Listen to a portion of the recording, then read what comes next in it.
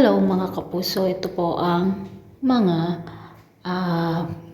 episode na kaabang-abang dito lamang po sa ating kapatid. Hindi na nga po napigilan ni Jacinta ang desisyon ni Rosel na magpapakasal dito kay Darius mga kapuso. At sinabi nga ni Jacinta na kung magsisisi siya sa bandang huli ay hindi niya sisisihin si Jacinta dahil nga lagi niya itong pinagsasabihan. Dumating na nga po ang araw ng kasal ni Darius at Rosel.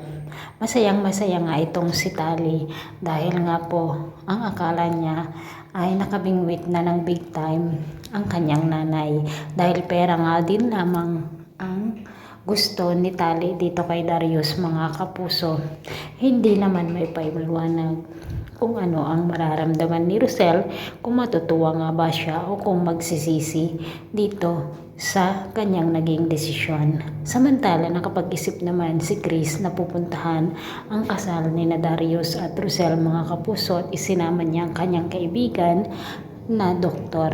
Samantala nasabi naman ni Malu dito kay Bia na baka pumunta o dumaan si Chris dito sa kasal na Rosel at pupuntahan na nga rin po ang dalawa mga kapuso. Samantala sa araw nga po ng kasal ay may dumating na hindi natin inaasahan at walang iba kundi ang nanay ni Tali mga kapuso.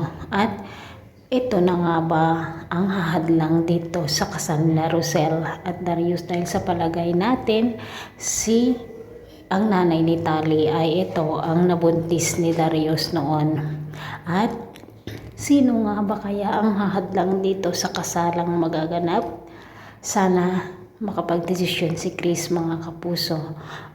Sana magbago ang isip ni Rosel dahil nga hindi karapat-dapat si Darius dito sa kanyang pagmamahal.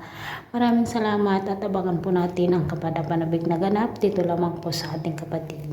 Bye-bye!